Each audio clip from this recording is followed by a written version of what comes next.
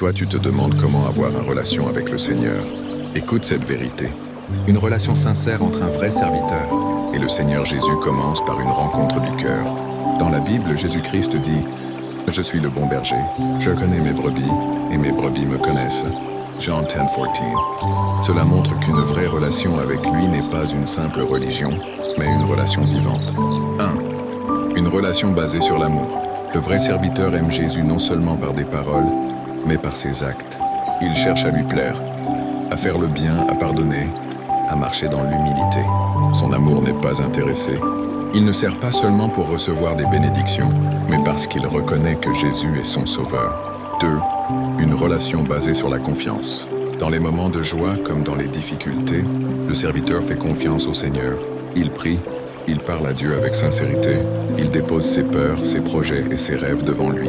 Il croit que Jésus l'écoute et agit selon sa volonté. 3.